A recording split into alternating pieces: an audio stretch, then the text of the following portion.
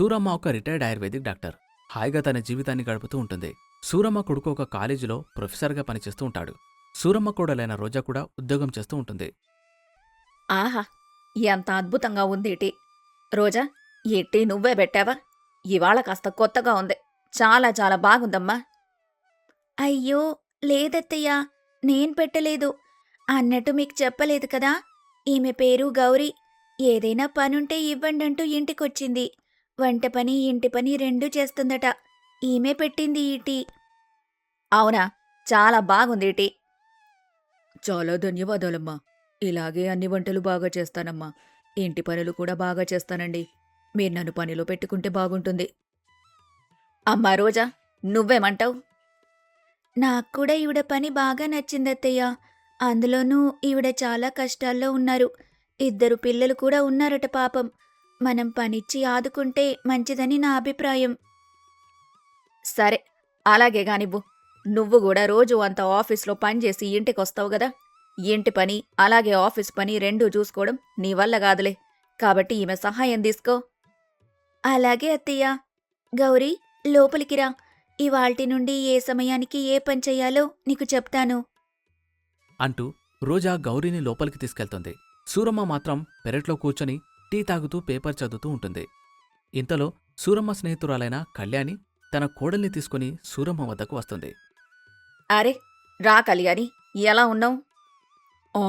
బాగానే ఉన్నాను సూరమ్మ.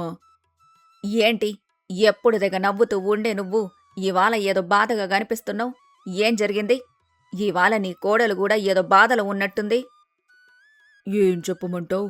నా కోడలికి ఆరోగ్యం బాగోలేదు. చూడు, ఈ ఛాతిపై ఎలర్జీ. ఎంతోమంది స్కిన్ డాక్టర్లకు చూపించాను, కానీ ఎలాంటి మార్పు లేదు. డాక్టర్లు ఇచ్చిన మందులు వాడినన్ని రోజులు బాగుంటుంది. ఒక్కసారిగా మందులు వాడటం మానేస్తే మళ్ళీ ఎలర్జీ ప్రత్యక్షమవుతుంది. పాపం, ఈ ఎలర్జీ కారణంగా నా కోడలు ఎంత బాధపడుతుందో. అయ్యయ్యో, ఏది ఇలా చూపించు. ఎంతో ఖర్చు పెట్టాను ఆంటీగారు, కానీ ఎలాంటి లాభము లేదు. ఎన్నో క్రీములు కూడా రాశాను, కానీ ఈ ఎలర్జీ నన్ను విడిచిపోయేలా లేదు. క్రీములు రాయడం ద్వారా ఎలర్జీ పోతుందనుకుంటే అది చాలా పెద్ద తప్పమ్మా. సరేగాని, నేను కొన్ని ప్రశ్నలు అడుగుతాను, వాటికి సమాధానం చెప్పు. అలాగే ఆంటీగారు, అడగండి. ఇదిగో, రాత్రసలు ఏం తిన్నావు? పిజ్జా అలాగే ఫ్రెంచ్ ఫ్రైస్ తిన్నాను ఆంటీగారు. ఓ, మొన్న ఉదయం ఏం తిన్నావు? మొన్న ఉదయం మా ఆఫీస్ పక్కన ఒక బేకరీ ఉంది. అక్కడి నుండి సమోసాలు అలాగే ఎగ్ పఫ్లు తెప్పించుకొని తిన్నాను. యాక్చువల్లీ ఉదయం వంట వండటం కుదరలేదు. ఎప్పుడు వంట వండటం కుదరకపోయినా మా ఆఫీస్ పక్కనున్న బేకరీ నుండి ఫుడ్ తెప్పించుకొని తింటాను. సరే, నీకు బాగా ఇష్టమైన ఫుడ్ ఏంటి? నాకు బిర్యానీ అంటే చాలా చాలా ఇష్టం ఆంటీగారు. అవునా? అయితే వారానికి 2 సార్లైనా ఇంట్లో బిర్యానీ చేస్తావా? నోను, అసలు నాకు వంట రానే రాదు ఆంటీగారు. ఎప్పుడు బిర్యానీ తినాలనిపించినా హోటల్స్లోనే తింటాను. ఒకసారి ఇంట్లో బిర్యానీ ట్రై చేశాను, కానీ అంత మంచిగా కుదరలేదు. అందుకే ఫిక్స్ అయ్యాను, ఇకపై హోటల్లోనే బిర్యానీ తినాలని. ఓ, బిర్యానీ హోటల్లోనే తింటావు, బ్రేక్ఫాస్ట్ ఏమో బేకరీలో చేస్తావు, స్నాక్స్ అలాగే డిన్నర్ కూడా బయట చేయడానికే ఇష్టపడుతున్నావు. ఇప్పుడు నీ ఎలర్జీకి కారణమేంటో చెప్పనా? ఏంటి సురమ్మా? నీ కోడలి ఎలర్జీకి కారణము తన ఆహారపు అలవాట్లే. నేను బిర్యానీ తినటం తప్పని అనటం లేదు, ఎక్కడ తింటున్నామన్నదే సమస్య. నాక్కూడా బిర్యానీ అంటే చాలా ఇష్టం. వారానికి ఒక్కసారైనా ఇంట్లో వండించుకొని మరీ తింటాను. కానీ హోటల్లో బిర్యానీ తినటం అంత మంచిది కాదు. సమోసాలు తినడం కూడా సమస్య కాదు, కానీ వాటిని ఎక్కడ తింటున్నామన్నదే సమస్య. కొన్ని రోజుల పాటు నువ్వు హోటల్ ఫుడ్ తినడం మాని, నీకేదైనా తినాలనిపిస్తే అది ఇంట్లోనే చేసుకొని తిను. అలాగే ఆంటీగారు. అలాగే, నేను కొన్ని మందులు చెబుతాను, వాటిని కూడా వాడు. అలా సూరమ్మ రమ్యకి కొన్ని సలహాలిస్తుంది. రమ్య వాటిని పాటిస్తూ ఉంటుంది. ఒకరోజు రఘు ఎంతో ఆనందంగా ఇంటికి స్వీట్స్ తీసుకుని వస్తాడు. ఏంటండి, ఇంత ఆనందంగా ఉన్నారు? ఏంటి విషయం? అవును, ఏంట్రా ఈ స్వీట్స్ ఎందుకు తెచ్చినట్టు? నాకు ప్రమోషన్ వచ్చింది. Wow Raghu, congrats! ఎంత మంచి శుభవార్త చెప్పావు. ఇన్నేళ్లకి నీ కష్టానికి ప్రతిఫలం లభించిందన్నమాట. చాలా మంచి శుభవార్త చెప్పావురా. నువ్వనుకున్నట్టుగానే ప్రమోషన్ వచ్చింది. అంతా దేవుని దయ. ఇదిగో అమ్మా, స్వీట్స్ తీసుకో. అయ్యో, నాకెందుకురా స్వీట్లు? అసలే నేను షుగర్ పేషెంట్ని గదా. అరే, ఒక చిన్న ముక్క స్వీట్ తింటే ఏం కాదులే అమ్మా. అవునత్తయ్య, ఒక చిన్న ముక్క తినండి, ఏమీ కాదు. అయ్యయ్యో, వద్దురా. చిన్న ముక్క తిన్నా పెద్ద ముక్క తిన్నా ఆరోగ్యానికంత మంచిది కాదు. మీరు తినండి. మీరు వయసులో ఉన్నారు కాబట్టి ఇలాంటివి మీరు తినాల్లే. అలా సూరమ్మ చెప్పడంతో రోజా అలాగే రఘు స్వీట్స్ తింటారు. ఆహా, ఈ కాజు కట్లీ అద్దిరిపోయింది. నాకీ మైసూర్ పాక్ చాలా బాగా నచ్చింది. అలా రఘు మరియు రోజా ఎంజాయ్ చేస్తూ ఆ స్వీట్స్ని తింటారు. అలా ఆ రాత్రి కాస్త గడిచిపోతుంది. మరుసటి రోజు సూరమ్మ ఉదయాన్నే నిద్రలేచి ఎప్పట్లాగే పెరట్లో వాకింగ్ చేస్తూ ఉంటుంది. ఏంటిది? 8 గంటలైనా నా కోడలింక లేవలేదు. ఇవాళ ఆదివారం కూడా గాదే. మరో గంటలో ఆఫీస్కి వెళ్ళాలి. రఘు కూడా ఇంకా నిద్ర లేచినట్టు లేడు. అసలు వీళ్ళిద్దరికీ ఏమైనట్టు? అంటూ సూరమ్మ తన కొడుకు అలాగే కోడలి గురించి ఆలోచిస్తూ పెరట్లో కూర్చుంటుంది. అప్పుడే రోజా చాలా అలసటగా నిద్రలేచి వస్తుంది. ఏమైంది రోజా? చాలా అలసటగా కనిపిస్తున్నావు. ఏం చెప్పమంటారత్తయ్య? రాత్రంతా ఒకటే వామిటింగ్స్. ఎప్పుడు 4 గంటలకు నిద్రపోయాను. నాకే కాదు, రఘుకి కూడా వామిటింగ్స్ అయ్యాయి. ఇప్పుడేమో చాలా నీరసంగా ఉంది. అయ్యయ్యో, ఇద్దరికి వామిటింగ్సా? ఇది ఎలా సాధ్యం? ఖచ్చితంగా మీరు తిన్న ఆహారం కారణంగానే ఇలా జరుగుంటుందిలే. అయినా మీరిద్దరూ ఏం తిన్నారసలు? నిన్న మీరు బయటేమైనా భోజనం చేశారా? లేదత్తయ్య, ఒక వారం నుండి నేనసలు బయట ఏమీ తినటం లేదు. రాత్రి కూడా మన గౌరీ చేసిన వంటే తిని పడుకున్నాను. ఆయన కూడా అదే తిన్నాడు కదా. నేను కూడా అదే తిన్నాను. కాని నాకేం గాలేదు. అంటే గౌరీ చేసిన వంటలో ఇలాంటి సమస్య లేదు. మరి ఇద్దరికీ ఆరోగ్యం ఎలా పాడైనట్టు? ఆ, గుర్తుకొచ్చింది. నిన్న మీరిద్దరు స్వీట్లు తిన్నారు గదా. అవునత్తయ్య, ప్రమోషన్ వచ్చిందన్న ఆనందంతో రఘు నిన్న స్వీట్లు తీసుకొనొచ్చాడు. మీరా స్వీట్లో అస్సలు తినలేదు. నేను రఘు అయితే వాటిని తిన్నాం కదా. అప్పటి నుండే మా ఆరోగ్యం ఇలా తయారయ్యింది. అందుకే ఇందుగాదు నేను బయటి ఆహారాన్ని ముట్టుకోకూడదని చెప్పేది. ఆ స్వీట్ బాక్స్ ఏది? ఇప్పుడే ఆ బేకరీ వాడి పని చెబుతాను. వాడికి బుద్ధి తర్వాత చెప్పొచ్చుగాని ముందు మీరిద్దరూ మీ ఆరోగ్యాన్ని సరిచేసుకోండి. ఆగండి, ఇప్పుడే మీకోసం కషాయం పెట్టి తీసుకొనొస్తాను. అంటూ సూరమ్మ రోజాకి అలాగే రఘుకి కాషాయం తాగిస్తుంది. ఒక పని చెయ్యండి. మీరిద్దరూ ఈరోజు రెస్ట్ తీసుకోండి. పని పక్కన పెట్టండి. వామిటింగ్స్ ఎక్కువగా అవ్వటం వల్ల ఇద్దరు బాగా అలసిపోయినట్టుగా అనిపిస్తున్నారు. అన్నట్టు ఈరోజు ఈ గౌరీ ఇంకా ఇంటికి రాలేదేంటి? అరే, అవును, గౌరీ ఇంకా రానేలేదు. ఇప్పుడే నేను గౌరికి ఫోన్ చేస్తాను, ఆగండి అత్తయ్య. ప్రతిరోజు 6 గంటలకల్లా ఇంట్లో ఉండేది. ఈరోజు ఏమైనట్టు? ఇంకా రాలేదు. పర్వాలేదులే, కొన్నిసార్లు అలా ఆలస్యం అవుతూ ఉంటుంది. నువ్వేం కంగారు పడకు, కాల్ కూడా చెయ్యకు. ఏదైనా ఇబ్బందొచ్చిందేమో పాపం. మరి వంట పని ఇంటి పని ఎలా సాగుతుందత్తయ్యా? నాకేమో ఒంట్లో బాగోలేదు. నేను ఏ పని చెయ్యలేను. అరే, నిన్ను పని చేయమని నేనిప్పుడు చెప్పానా? ఉన్నాను గదా నేను. ఇవాళ్టికి నేను చేస్తానులే. అంటూ సూరమ్మ వంటగదిలోకి వెళ్తూ ఉంటుంది. సరిగ్గా అప్పుడే గౌరీ బాధపడుతూ తన భర్తతో కలిసి సూరమ్మ ఇంటికి వస్తుంది. క్షమించండమ్మా, ఆలస్యంగా వచ్చాను. మరేం పర్వాలేదులే గౌరీ. కొన్నిసార్లు ఇలా జరుగుతుంటుందిలే. అన్నట్టు ఈయనెవరు? ఈయన నా భర్త. అమ్మగారు, నాకొక చిన్న సహాయం చేయండి. ఇంకా ఈ నెల గడవడానికి మరో 10 రోజులుంది. కానీ ఇప్పుడు నాకొక పెద్ద సమస్య వచ్చింది. దయచేసి ఈ నెల జీతాన్ని ముందుగా నాకివ్వగలరా? సరే గాని ఇంతకీ ఏమైంది గౌరీ? ఎందుకిలా బాధపడుతున్నావు? ఏం జరిగింది చెప్పు. నా పిల్లలకు ఆరోగ్యం బాగోలేదమ్మా. ఇద్దరినీ గవర్నమెంట్ ఆసుపత్రిలో జాయిన్ చేశాం. ఏం జరిగిందో తెలీదు. 2 రోజుల నుండి వాళ్ళకేమాత్రం ఆరోగ్యం బాగోలేదు. నా 2 కొడుకుల పరిస్థితిని చూడలేకపోతున్నాను. నా దగ్గరున్న డబ్బు మొత్తం అయిపోయింది. ఇప్పుడు మీరు జీతం డబ్బులిస్తే తప్ప వాళ్ళకి నేను వైద్యం చేయించలేను. అలా గౌరీ అడగడంతో సూరమ్మ వెంటనే గౌరీ చేతిలో డబ్బు పెడుతుంది. ఏవండి, ఈ డబ్బు తీసుకొని మీరు ఆసుపత్రికి వెళ్ళండి. పిల్లలకి ఏం కాకుండా చూసుకోండి. నేనిక్కడ పని చూసుకుంటాను. అయ్యో గౌరీ, పిల్లలకి బాగోలేదంటున్నావు. ఈ టైంలో వాళ్ళకి తల్లవసరం చాలా ఎక్కువగా ఉంటుంది. నువ్వు కూడా ఆసుపత్రికి వెళ్ళు. పర్వాలేదులే అమ్మా. నేను ఆసుపత్రికి వెళ్తే ఇక్కడెవరు పనిచేస్తారు? అసలే ముందుగా జీతం డబ్బులను తీసుకున్నాను.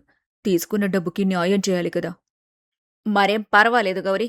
ఒక 2-3 రోజులు నువ్వు పని చేయకపోతే ఏమీ గాదు గాని, ముందు ఈ విషయం చెప్పు. పిల్లలకు ఎందుకిలా అనారోగ్యం వచ్చింది? వారు తిన్న ఆహారం కారణంగానే ఇలా జరిగిందని డాక్టర్ గారు చెప్పారమ్మా. మొన్న ఏం జరిగిందంటే, మా వీధిలో ఒక పిల్లవాడి పుట్టినరోజు వేడుక జరిగింది. నా కొడుకులు కూడా ఆ వేడుకకు వెళ్లారు. అక్కడ కేకు అలాగే స్నాక్స్ తిన్నారు. అలాగే వారు హోటల్ నుండి తెప్పించిన బిర్యానీ కూడా తిన్నారు.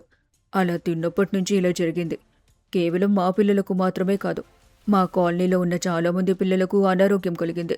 అందరూ ఒకే ఆసుపత్రిలో చేరారమ్మా. అలా గౌరీ చెప్పడంతో సూరమ్మకి అలాగే రోజాకి చాలా బాధ కలుగుతుంది. సరే, ముందు నువ్వు ఆసుపత్రికి వెళ్ళు. నీ పిల్లలకి ఆరోగ్యం బాగుపడిన తర్వాత నువ్వు మళ్ళీ పని మొదలు పెట్టొచ్చులే. అలా సూరమ్మ చెప్పడంతో గౌరీ మరియు ఆమె భర్త డబ్బులు తీసుకుని అక్కడి నుంచి వెళ్ళిపోతారు. రోజా చాలా బాధపడుతూ కూర్చొని ఉంటుంది. ఇదంతా మీ కారణంగానే జరుగుతుంది రోజా. నేనా? నేనేం చేశానత్తయ్యా? అవును, మీ కారణంగానే జరుగుతుంది. మీ ఆఫీస్ వాళ్ల కారణంగానే ఇలా జరుగుతుంది. అయ్యో, అదేంటత్తయ్యా ఇలా మాట్లాడుతున్నారు? ఏం జరిగింది? అసలు నేను చేసిన తప్పేంటత్తయ్యా? నువ్వొక ఫుడ్ సేఫ్టీ ఆఫీసర్వే. నువ్వు అలాగే మీ ఆఫీస్లోని వారు సరిగ్గా పని చేసుంటే ఇవాళ ఇలాంటి పరిస్థితే వచ్చేది కాదు. ఇంతమంది పిల్లలు ఇలా బాధపడాల్సిన పనుండేది కాదు. మీకు తెలుసా, మంచి ఆహారం తీసుకోకపోవటం వల్ల ఎంతమంది ఆరోగ్యం పాడవుతుందో? అందరిదాకా ఎందుకు, ఇవాళ మీ ఆరోగ్యం కూడా పాడైంది. అందుకు కారణం కూడా కల్తీ ఆహారమేగా. మీరు కల్తీ స్వీట్లు తినటం వల్లే మీ ఆరోగ్యం ఇలా అయ్యింది రోజు. కానీ అత్తయ్య, మేము మా పని సవ్యంగానే చేస్తున్నాం. ఒక బేకరీకి కానీ ఒక హోటల్కి కానీ లైసెన్స్ ఇవ్వటం చాలా పెద్ద ప్రాసెస్. అన్నీ సరిగ్గా ఉన్నాయో లేదో చూసుకొని వాళ్ళకి హోటల్ పెట్టుకునే అధికారాన్ని ఇస్తున్నాము. నిజమే రోజా, పేపర్లపై అన్నీ కరెక్ట్గానే ఉంటాయి. హోటల్ పెట్టుకునే ముందు అందరూ మంచి మాటలే చెబుతారు. కానీ హోటల్ మొదలైన తర్వాత మెల్లమెల్లగా కల్తీ జరుగుతుంటుంది. హోటళ్లలో జరుగుతున్న కల్తీని ఆపాల్సుంటుంది. ఎంత త్వరగా వీలైతే అంత త్వరగా కల్తీ ఆహారాన్ని ఆపాలి. లేకపోతే అందరి ఆరోగ్యాలు పాడయ్యే అవకాశం చాలా ఎక్కువగా ఉంది గదా. ఇప్పుడే వెళ్ళి ఆ పిల్లలు ఏ బేకరీ నుండైతే కేక్ కొనుక్కొని తిన్నారో ఆ బేకరీని చెక్ చెయ్యాలి. అలాగే వాళ్ళు బిర్యానీ కొనుక్కొని తిన్న హోటల్ని కూడా చెక్ చెయ్యాలి. మీరు స్వీట్లు కొనుక్కొని తిన్న బేకరీని కూడా ఒకసారి చెక్ చేయండి. అలా సూరమ్మ చెప్పడంతో రోజా తన పనిని మొదలుపెడుతుంది. సూరమ్మ అలాగే రోజా మరియు మిగిలిన ఆఫీసర్స్ అందరూ కలిసి మొదట పిల్లలు కేక్ తిన్న బేకరీకి వెళ్తారు. రండి మేడం, రండి. మీకెలాంటి కేక్ కావాలి? నువ్వమ్మే కేక్ తినడానికి రాలేదు. ఆ కేక్ని ఎలా తయారు చేస్తున్నావో చూడ్డానికొచ్చాం. ఇంకా అర్థం కాలేదా? మేము ఫుడ్ సేఫ్టీ ఆఫీసర్స్. అలా రోజా బేకరీ యజమానితో చెప్తుంది. సూరమ్మ, రోజా అలాగే ఆఫీసర్స్ అందరూ బేకరీ లోపలికి వెళ్తారు. బేకరీ మొత్తం సెర్చ్ చేస్తూ ఉంటారు. బేకరీలో ఉన్న కిచెన్ చాలా మురికిగా ఉంటుంది. పాడైపోయిన మైదా కనిపిస్తుంది. వాటిపై ఈగలు వాలుతూ ఉంటాయి. అసలిది కిచెనేనా? ఇలాంటి కిచెన్ని నేనెక్కడా చూడలేదు. ఈ మైదా అసలు ఎన్ని రోజులది? గంట క్రితం తయారు చేసిన పిండి మేడం. ఎలా పురుగులు బట్టి ఉందో చూడు. ఇతనేమో గంట క్రితం తయారు చేసిన పిండని అబద్ధం చెప్తున్నాడు. ఏంటి ఫుడ్ కలర్స్? వీటిని ఉపయోగించి కేక్ తయారు చేస్తున్నావా? ఈ ఫుడ్ కలర్స్ అన్నింటినీ బ్యాన్ చేశారని మీకు తెలీదా? బ్యాన్ చేసిన వాటిని కూడా ఉపయోగిస్తున్నావంటే నిన్నసలేమనాలి? అసలు ఇంత హఠాత్తుగా నా బేకరీ మీదకి ఎందుకొచ్చారు? ఎందుకంటే మాకొక కంప్లైంట్ వచ్చింది. నీ దగ్గర కేక్ కొని తిన్న పిల్లలకి ఆరోగ్యం బాగోలేదు. ఇప్పుడు వాళ్ళందరూ ఆసుపత్రిలో ట్రీట్మెంట్ తీసుకుంటున్నారు. నువ్వమ్మిన ఆహారం కారణంగానే వాళ్ళకి ఆరోగ్యం బాగోలేదని డాక్టర్లు చెప్పేశారు. ఆఫీసర్స్, వెంటనే బేకరీని బ్యాన్ చేయండి. అలాగే ఇతన్ని అరెస్ట్ కూడా చేయండి. పదమ్మా రోజా, మనం ఇప్పుడు ఆ బిర్యానీ దుకాణానికి వెళ్దాం. అలా సూరమ్మ, రోజా మరియు ఆఫీసర్స్ అందరూ బిర్యానీ దుకాణానికి వెళ్తారు. రండి మేడం గారు, రండి. మీకే బిర్యానీ కావాలి? మేమంతా ఫుడ్ సేఫ్టీ ఆఫీసర్స్. ఒకసారి మీ హోటల్ని చెక్ చేయాల్సి ఉంటుంది. అలా రోజా, సూరమ్మ మరియు ఆఫీసర్స్ అందరూ హోటల్ లోపలికి వెళ్తారు. ముందు మీ స్టోర్ రూమ్ ఎక్కడుందో చూపించండి. చూస్తుంటే ఇదే స్టోర్ రూమ్లా అనిపిస్తుందమ్మా. పద, లోపలికెళ్దాం. ఏంటి, స్టోర్ రూమ్లోకి రాగానే ఒక రకమైన స్మెల్ వస్తుంది? అరే, స్టోర్ రూమ్ అంతా ఎలుకలతో నిండిపోయింది. ఎలుకలన్నీ బియ్యంని అలాగే సరుకుల్ని తింటున్నాయి. ఇలా ఎలుకలు తిరిగిన సరుకులతోనే మీరు బిర్యానీ చేస్తున్నారా? బిర్యానీ సంగతి పక్కన పెట్టు.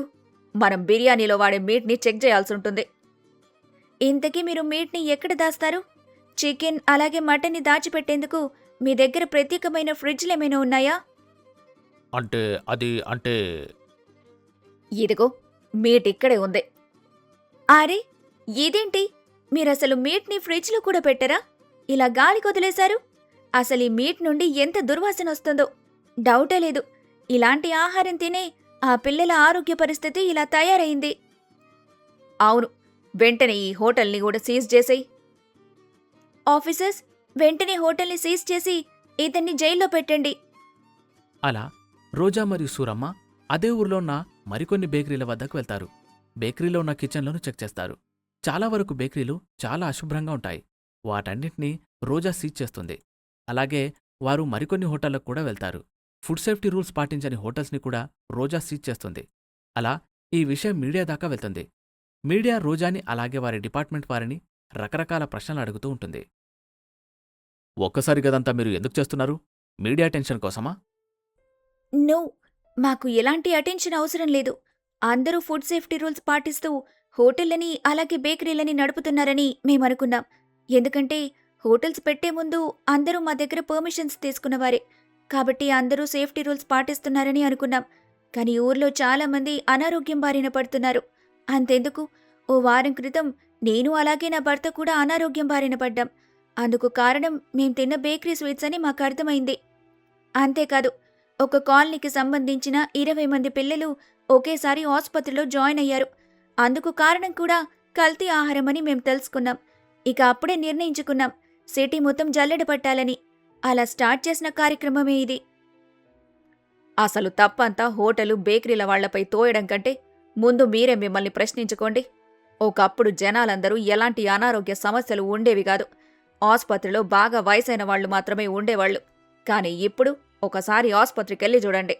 అన్ని వయసుల గలవారు ఆసుపత్రిలో మనకి కనిపిస్తుంటారు. అందరికీ ఆరోగ్య సమస్యలే ఉంటాయి. 10 ఏళ్ల పిల్లాడికి కూడా డయాబెటీస్ వస్తుంది. అందుకు కారణం మన ఆహారపు అలవాట్లే గదా. ఈ మధ్య పిల్లలకి మనం చాక్లెట్లు బాగా అలవాటు చేశాం. చాక్లెట్ల కారణంగానే మీ పిల్లల ఆరోగ్యం పాడవుతుందంటే మీరు నమ్ముతారా?